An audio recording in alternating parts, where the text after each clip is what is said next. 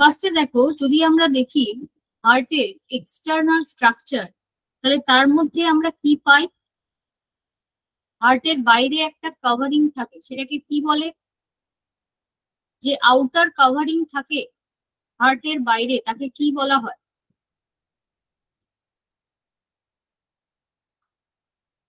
হলো নামটা?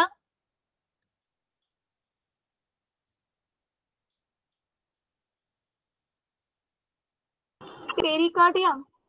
একদম ঠিক, পেরিকার্ডিয়াম। তাহলে আউটার কাভারিংটাকে বলা হচ্ছে পেরিকার্ডিয়াম, যেটা কি করে আমাদের হার্টটাকে প্রোটেক্ট করছে, যেটা হচ্ছে টাইপ অফ কানেকটিভ টিস্যু। তাহলে এই যে পেরিকার্ডিয়াম, এটার তিনটে লেয়ার আছে। কি কি লেয়ার? একটা হচ্ছে বাইরের লেয়ারটাকে বলা হয় প্যারিয়েটাল লেয়ার, প্যারিয়েটাল। মিডিলে থাকে কি? মিডিলে থাকে হচ্ছে পেরিকার্ডিয়াল ফ্লুইড, পেরিকার্ডিয়াল ফ্লুইড। আর ভেতরের যে লেয়ারটা, তাকে বলা হচ্ছে ভিসেরাল। তাহলে outer protective layer of heart,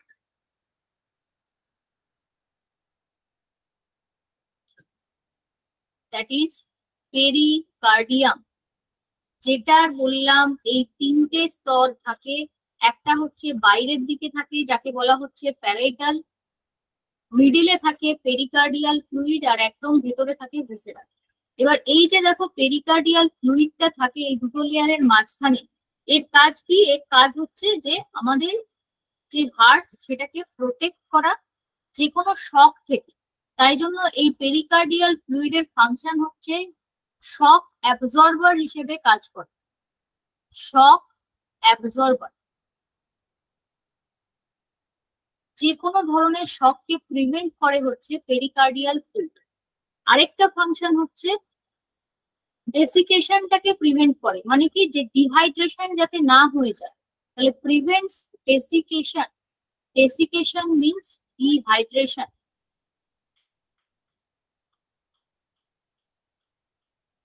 হলো, এই হচ্ছে হার্টের এক্সটার্নাল স্ট্রাকচার। এটা কি নোট করছো? ওয়েট করবো না স্লাইড চেঞ্জ করবো? স্লাইড চেঞ্জ করুন না। পড়েছি। আচ্ছা, এবার দেখো, যদি আমরা ইন্টারনালি দেখি, তাহলে হার্টের ইন্টারনাল স্ট্রাকচারের মধ্যে, মানে হার্টের যে ইন্টারনাল ওয়াল, সেখানে তিনটে লেয়ার থাকে। কি কি থাকে? একটা হচ্ছে এপিকার্ডিয়াম, এপিকার্ডিয়াম। সেকেন্ড হচ্ছে মায়োকার্ডিয়াম, আর থার্ড হচ্ছে এন্ডোকার্ডিয়াম। এই তিনটে। এই এপিকার্ডিয়াম যেটা থাকে হচ্ছে বাইরের দিকে, মানে এরকম স্তরটা যদি আঁকি আমরা, তাহলে কিরকম থাকছে পজিশন? এটাকে আমরা বলছি এপিকার্ডিয়াম। ভেতরের এই জায়গাটাকে আমরা বলছি মায়োকার্ডিয়াম, আর এটাকে বলছি এন্ডোকার্ডিয়াম। তাহলে তিনটে থাকে ওয়ালের মধ্যে, তিনটে লেয়ার। এখানে দেখো এপিকার্ডিয়াম কি দিয়ে তৈরি হয় যদি বলা হয় যে which টাইপ অফ টিস্যু, তাহলে made of squamous epithelium, squamous epithelium দিয়ে তৈরি। মায়োকার্ডিয়ামে কি থাকে? Cardiac muscle, cardiac muscle. একটা জিনিস বলতে পারবে যে কার্ডিয়াক মাসেলে কি এমন থাকে যার জন্য কখনো ফ্যাটিকনেস আসে না কার্ডিয়াক মাসেলে? এটা মাইটোকন্ড্রিয়া। হ্যাঁ, এটা কি বলে দিয়েছিলাম আগের দিন? না না, আচ্ছা, দেখো কার্ডিয়াক মাসেলে কিন্তু নাম্বার অফ মাইটোকন্ড্রিয়া অনেক বেশি থাকে, যার জন্য কখনোই ফ্যাটিকনেস আসে না, কন্টিনিউয়াসলি কন্ট্রাকশন এবং রিল্যাক্সেশন হতে থাকে। এন্ডোকার্ডিয়ামের মধ্যে কি থাকে? স্কোয়ামাস। তাহলে এপিতে হলো স্কোয়ামাস এপিথেলিয়াম, মায়োকার্ডিয়ামে হলো কার্ডিয়াক মাসেল, আর এন্ডোকার্ডিয়ামের মধ্যে থাকছে শুধুমাত্র স্কোয়ামাস টিস্যু। এবার যদি বলা হয় যে এই যে লেয়ারটা আমরা দেখছি মিডিলে মায়োকার্ডিয়াম, সব থেকে থিকেস্ট কোথায়? Myocardium thickest in left ventricle. এই অরিকাল আর ভেন্ট্রিকলের মধ্যে বলতে পারবে যে কার ওয়ালটা বেশি থিক থাকে? অরিকাল মানে অ্যাট্রিয়ামের কথা বলছি, বাংলায় যেটা অলিন্দ, আর ভেন্ট্রিকল মানে হচ্ছে নিলয়। তাহলে এই অ্যাট্রিয়াম আর ভেন্ট্রিকলের মধ্যে কার ওয়ালের থিকনেস বেশি থাকে? কি হবে? ভেন্ট্রিকুলার কি ম্যাডাম? হ্যাঁ বলো, শুনতে পেলাম না, বলো।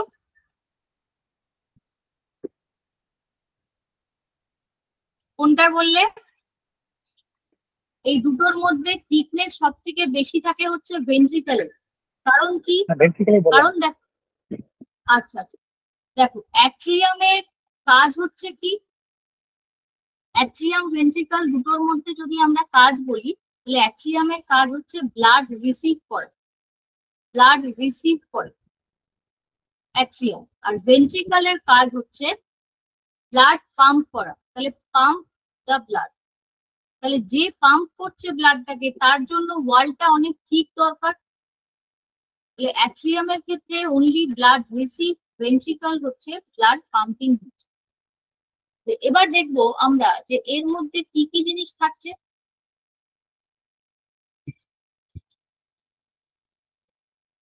হার্টের যদি আমরা এরকম স্ট্রাকচার আঁকি, তাহলে আমরা কি পাচ্ছি? এর মধ্যে মিডিলে একটা সেপারেশন থাকে, আর এখানে একটা সেপারেশন। তাহলে এটাকে বলছি আমরা রাইট অ্যাট্রিয়াম, এটাকে বলছি left atrium. Right ventricle, left ventricle, তাই তো? তাহলে এই চারটে চেম্বার থাকে হিউম্যান হার্টের ক্ষেত্রে। এবার এই যে মিডিলের যে লেয়ারটা আমরা আঁকলাম, এটাকে কি বলা হয়?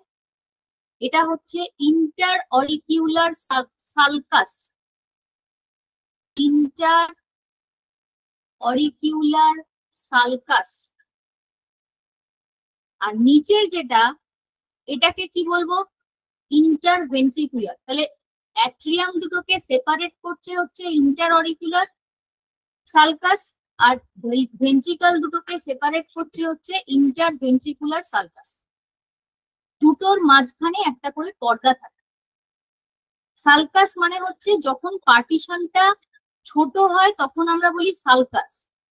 আর দেখবে কোনো কোনো জায়গায় ডিভিশনে গ্রুভ বলি। গ্রুভ কখন, গ্রুভ বা ফিশার কখন বলবো? যখন এই ডেপথটা অনেক বেশি থাকে। যেহেতু এখানে কম ডেপথ, তার জন্য এটাকে আমরা কি বলছি? সালকাস। তাহলে এটা হলো অ্যাট্রিয়ামের মাঝে ইন্টার অরিকিউলার, আর ভেন্ট্রিকলের মাঝে হচ্ছে ইন্টার ভেন্ট্রিকুলার। তাহলে দুটোর মাঝখানে এই যে মিডিল দিয়ে যেটা গেছে, এটাকে কি বলবো? কিউলার ভেন্ট্রিকুলার গ্রুভ। যদি আমরা দেখি যে ভেন্ট্রিকল কিন্তু হার্টের মোটামুটি ধরে নাও 2/3 পার্ট অকুপাই করে আছে হচ্ছে আমাদের ভেন্ট্রিকল। ঠিক আছে, এবার বলো তো কটা আমাদের ভালভ থাকে হার্টের মধ্যে? আমরা জানি যে ভালভ থাকে। কি কি ভালভ নাম বলতে পারবে?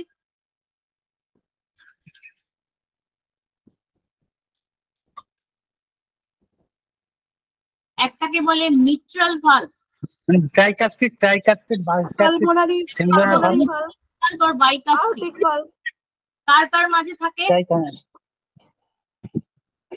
এই ভালভটা কার মাঝে থাকে? মিট্রাল আর বাইকাস্পিড। মানে দুটো অ্যাট্রিয়ামের মাঝখানে। লেফট অ্যাট্রিয়াম এন্ড লেফট ভেন্ট্রিকলের মাঝখানে। তো অ্যাট্রিয়াম নয়, লেফট অ্যাট্রিয়াম আর লেফট ভেন্ট্রিকল দুটোর মাঝখানে থাকে। আর যেটা ট্রাইকাস্পিড, সেটা হচ্ছে right atrium and right ventricle. Right atrium, right ventricle. তাহলে মিট্রাল আর বাইকাস্পিড হচ্ছে লেফট অ্যাট্রিয়াম, লেফট ভেন্ট্রিকল, আর ট্রাইকাস্পিড হচ্ছে রাইট অ্যাট্রিয়াম আর রাইট ভেন্ট্রিকলের মাঝখানে থাকে। ঠিক আছে, এবার কত ধরনের হার্টের আমরা যদি ডিভিশন বলি তাহলে কি কি হয়, একটা হচ্ছে ওপেন ক্লোজ সার্কুলেটরি সিস্টেম, আর হার্ট গুলোকে আমরা যদি ডিভাইড করি তাহলে কতগুলো চেম্বারের হার্ট পাই। আগের দিন একটুখানি বলেছিলাম 2 চেম্বার হার্ট, 3 চেম্বার, 4 চেম্বার, নিশ্চয়ই মনে আছে, তাই তো? আমরা ভেনাস হার্ট কাদের ক্ষেত্রে দেখি? ভেনাস হার্ট, চিংড়ি মাছ মানে হ্যাঁ, তার মানে মানে হচ্ছে বেসিক্যালি সন্ধিপথ, ফিশদের ক্ষেত্রে, সন্ধিপথ। ফিশদের ক্ষেত্রে দেখি তো, যাদের দুটো চেম্বার হ্যাঁ। থাকে, 2 চেম্বার হার্ট, এবং শুধুমাত্র ডিঅক্সিজেনেটেড ব্লাড ক্যারি করে। ভেনাস হার্ট মানে সে শুধু ডিঅক্সিজেনেটেড ব্লাড ক্যারি করছে এবং সার্কুলেশনটা হচ্ছে একদিকে। এবার যদি বলি যে ডাবল সার্কুলেশন, তার এক্সাম্পল দিতে পারবে? ডাবল সার্কুলেশন কাদের ক্ষেত্রে হয়?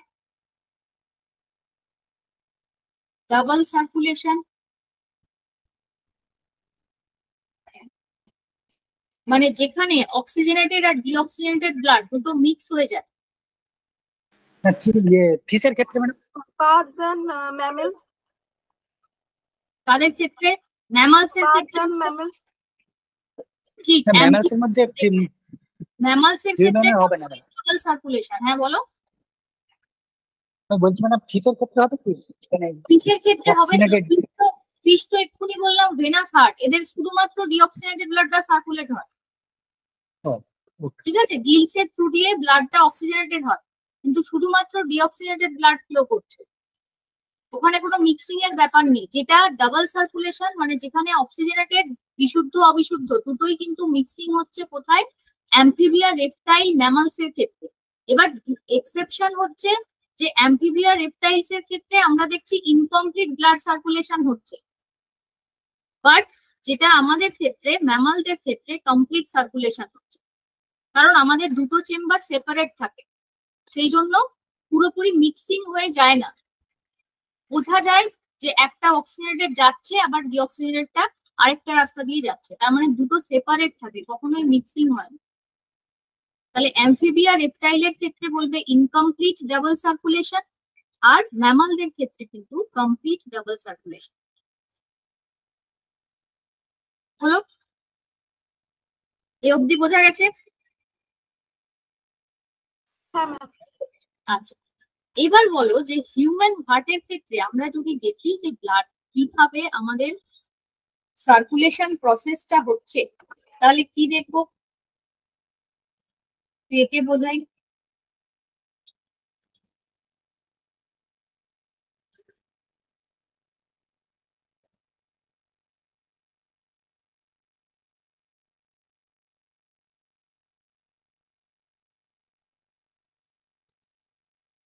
এই ডায়াগ্রামটা দিয়ে দেখো, যদি আমরা সার্কুলেশন মেথডটা দেখি তাহলে কি দেখছো? এখানে দেখছো সুপিরিয়ার ভেনা কেভা, সুপিরিয়ার ভেনা কেভা।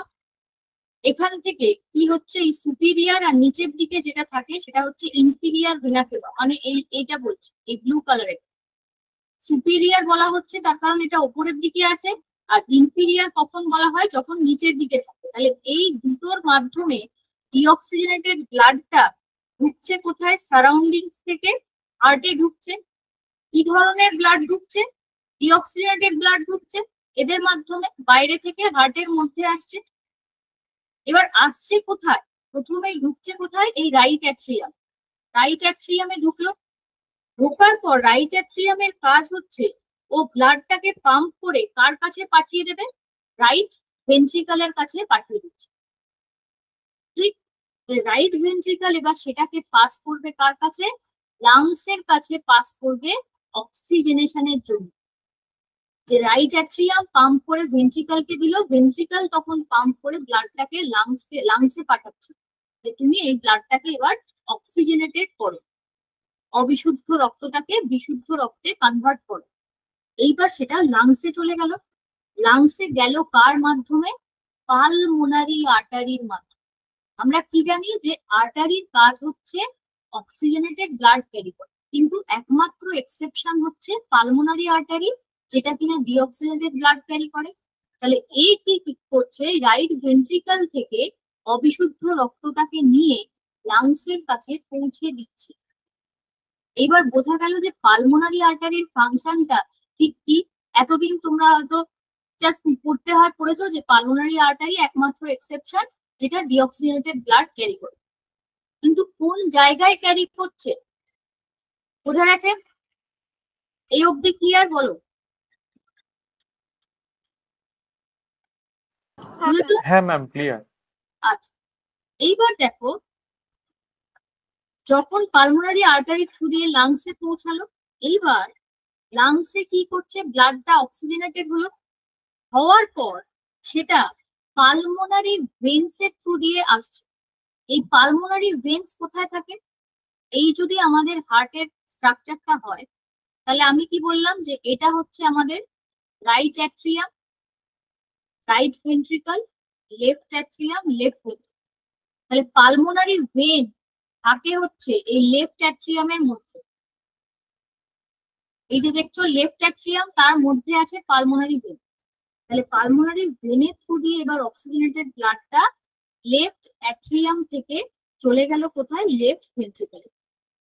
এইবার লেফট ভেন্ট্রিকলের কাজ হচ্ছে যে অক্সিজেনেটেড ব্লাডটাকে কোথায় পাস করছে, ও আবার হার্টে ব্যাক করে দিচ্ছে থ্রু অ্যাওর্টার মাধ্যমে। অ্যাওর্টা হচ্ছে যেটা সব থেকে বড় আমাদের লার্জেস্ট নোড, যেটা অ্যাওর্টা। তাহলে পুরো পাথওয়েটা বোঝা যাচ্ছে। পালমোনারি ভেনের থ্রু দিয়ে অক্সিজেনেটেড ব্লাডটা কোথায় পাস করলো? লেফট অ্যাট্রিয়ামকে দিল, লেফট অ্যাট্রিয়াম সেটা পাম্প করে ভেন্ট্রিকলে, লেফট ভেন্ট্রিকলে পাঠালো, ভেন্ট্রিকল তখন সেটাকে হার্টে দিয়ে দিচ্ছে কার মাধ্যমে? অ্যাওর্টার মাধ্যমে। এই যে অ্যাওর্টা দেখছো বড় পার্টটা, দিস ইজ অ্যাওর্টা হলো। এই হচ্ছে পুরো পাথওয়েটা। ম্যাডাম ম্যাডাম ওটা মানে ওটা আর্চ হবে ওটা? হ্যাঁ বলো।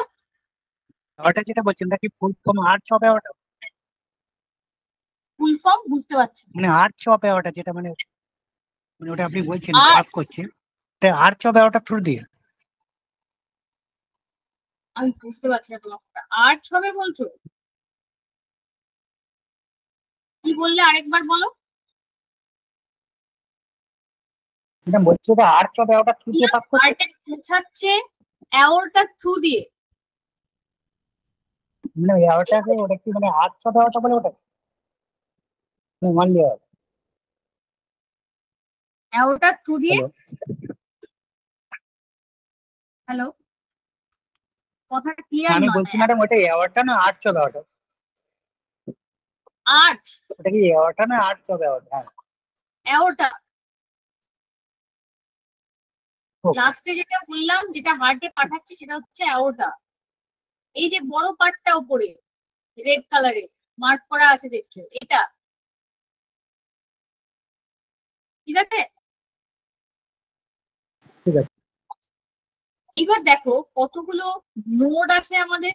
একটা বলে এসএ নোড, একটা এবি নোড, একটা হচ্ছে বান্ডেল অফ পিস, আর একটা হচ্ছে পারকিনজি ফাইল। তাই তো? তাহলে এই যে আমরা একটা বললাম এসএ নোড, এসএ নোডটা কি? সাইনো অ্যাট্রোভিয়াল নোড, যেটা সব থেকে লার্জেস্ট নোডাল টিস্যু বলা হয়। এসএ নোড হচ্ছে লার্জেস্ট নোডাল টিস্যু। কত ইম্পালস জেনারেট করতে পারে? নিয়ার অ্যাবাউট ধরে নাও 70 থেকে 75। না, সব থেকে বেশি 70 থেকে 75। ঠিক আছে? এবার এই এসএ নোডের পজিশনটা কোথায় থাকে? এই যে রাইট অ্যাট্রিয়ামের যে পজিশনটা আছে, এর আপার রাইট কর্নারে থাকে হচ্ছে আমাদের এসএ নোড। এসএ নোডকে কি বলা হয়? এসএ নোডকে বলা হয় পেসমেকার অফ হার্ট। ভাইব্রেশন শুরু হয়, হার্টবিটটা তৈরি। হ্যাঁ, হার্টবিটটা তৈরি হয়, অরিজিনেট করে। হার্টবিটটা তৈরি হয় মানে এসএ নোডের বেসিক্যালি কাজটা কি? আমাদের যে রিদমটা হার্টে, সিস্টোল এবং ডায়াস্টোল অরিজিনেট করে। কন্ট্রাকশন এবং রিল্যাক্সেশন হচ্ছে, সেটাকে কন্ট্রোল করে হচ্ছে এসএ নোড, যে জন্য এটাকে কিন্তু ব্যাটারি অফ হার্টও বলা হয়। আবার তার সাথে যেটা important, that is pacemaker of heart. SA নোডের ঠিক পরেই কি থাকছে, এভি নোড। এভি নোডের পজিশনটা হচ্ছে রাইট অ্যাট্রিয়ামের বাঁদিকে, মানে রাইট অ্যাট্রিয়ামের রাইট কর্নারে, আপার রাইট কর্নার থাকে হচ্ছে তোমার এসএ নোড, আর লোয়ার লেফট কর্নারে থাকে হচ্ছে এভি নোড, যেটা অ্যাট্রিও ভেন্ট্রিকুলার নোড।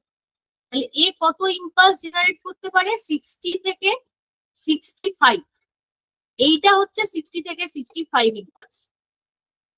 ঠিক আছে, নেক্সট হচ্ছে বান্ডেল অফ হিলস, যেটা থাকে হচ্ছে ইন্ট্রাভেন্ট্রিকুলার সেপ্টাম, মানে এই যে নিচের যে পার্টটা দুটো ভেন্ট্রিকলকে যে সেপারেট করছে ইন্ট্রাভেন্ট্রিকুলার সেপ্টাম, সেইখানে থাকে হচ্ছে বান্ডেল অফ হিলস।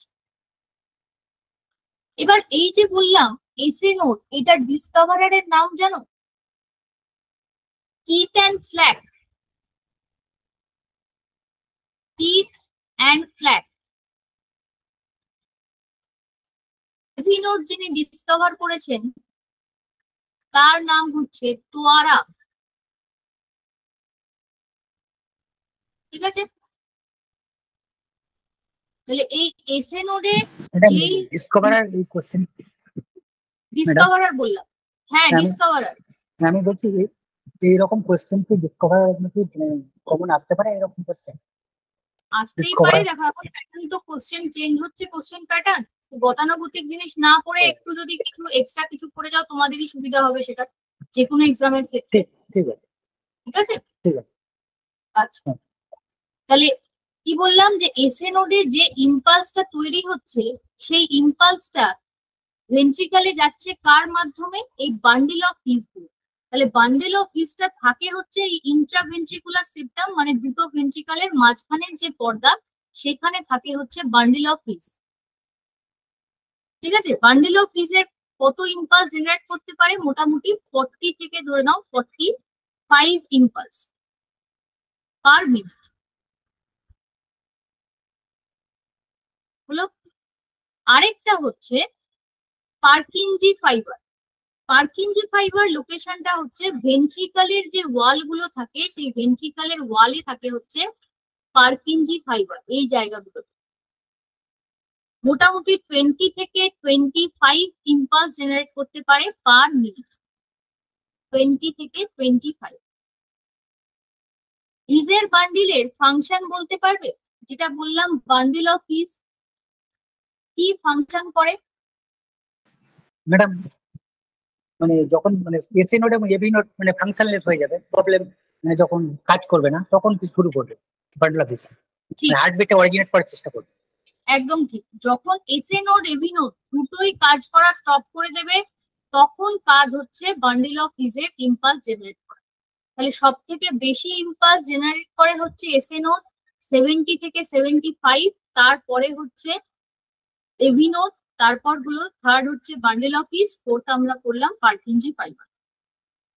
এবার এই যে এসএ নোডে একটা নার্ভ কানেক্টেড থাকে, মানে কি হয়, ধরো এখানে বললাম যে 70 থেকে 75 ইম্পালস জেনারেট করছে, কিন্তু যখন আমাদের হার্টবিটটা হঠাৎ করে বেড়ে যায়, মানে ধরো 100 ইম্পালস জেনারেট হচ্ছে পার মিনিট, ধরো 100 ইম্পালস জেনারেট হচ্ছে, কোন সময় হতে পারে, মানে কোন কন্ডিশনে এটা হতে পারে?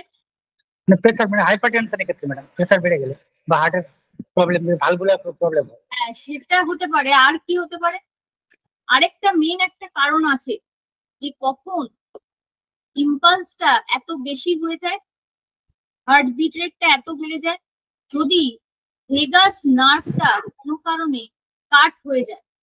ভেগাস নার্ভ, যেটা আমাদের হার্টবিটটাকে কন্ট্রোল করছে, এটা যদি কোনো কারণে কাট হয়ে যায়, তাহলে এর এফেক্টে কিন্তু 100 ইম্পালস জেনারেট হতে পারে। ঠিক আছে, আর এসএ নোড যখন নন ফাংশনাল হয়ে যাচ্ছে, তখনই কিন্তু আমাদের হার্টটা আর রিদম ঠিকঠাক হয় না, মানে আরিদমিক হয়ে যায়, যখন এসএ নোডটা নন ফাংশনাল হয়ে যায়।